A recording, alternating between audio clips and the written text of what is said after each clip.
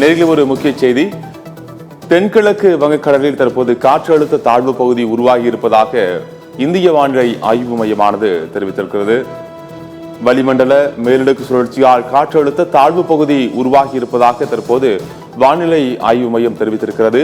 ஏற்கனவே அடுத்த 48 மணி நேரத்தில் காற்றழுத்த தாழ்வு பகுதி உருவாக வாய்ப்பிருப்பதாக நேற்றைய தினம் தெரிவிக்கப்பட்ட நிலையில் தற்போது தென்கிழக்கு வங்கக்கடலில் காற்றழுத்த தாழ்வு பகுதி உருவாகி இருப்பதாக இந்திய வானிலை ஆய்வு மையமானது தெரிவித்திருக்கிறது.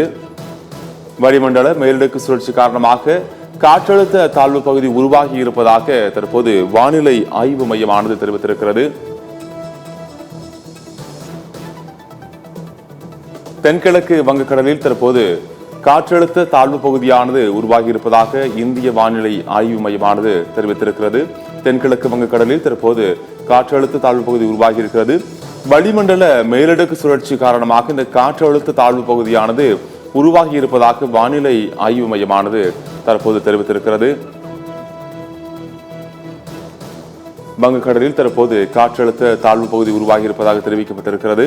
நேற்றைய தினம் அடுத்த 48 மணி நேரத்தில் காற்றழுத்த தாழ்வு பகுதி உருவாகும் என இந்திய வானிலை ஆய்வு மையம் தெரிவித்திருந்த நிலையில் இன்று வங்கக்கடலில் குறைந்த காற்றழுத்த தாழ்வு பகுதியானது உருவாகி இருக்கிறது. வளிமண்டல மேலடுக்கு சுழற்சி காரணமாக இந்த காற்றழுத்த தாழ்வு பகுதியானது உருவாகி இருப்பதாக வானிலை ஆய்வு மையமானது தற்போது தெரிவித்திருக்கிறது.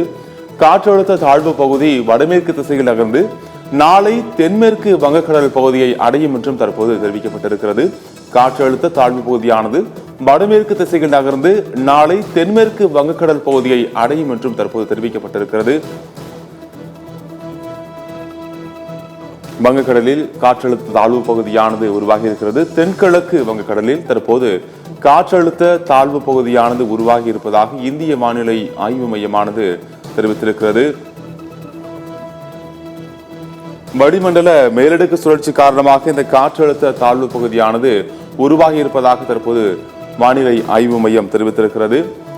வளிமண்டல மேலடுக்கு சுழற்சியால் இந்த காற்றழுத்த தாழ்வு பகுதி உருவாகி இருப்பதாகவும் காற்றழுத்த தாழ்வு பகுதி வடமேற்கு திசையில் நகர்ந்து நாளை தென்மேற்கு வங்கக்கடல் பகுதியை அடையும் என்றும் தற்போது வானிலை ஆய்வு மையம் தெரிவித்திருக்கிறது. காற்றழுத்த தாழ்வு பகுதி வடமேற்கு திசையில் நகர்ந்து நாளை தென்மேற்கு வங்கக்கடல் பகுதியை அடையும் என்றும் வானிலை ஆய்வு மையம் தெரிவித்திருக்கிறது. இது குறித்த முக்கிய தகவலை தற்போது பார்த்து விரிவான தகவலை தொடர்ந்து வரக்கூடிய செய்திகள் தொகுப்பில் பார்க்கலாம்.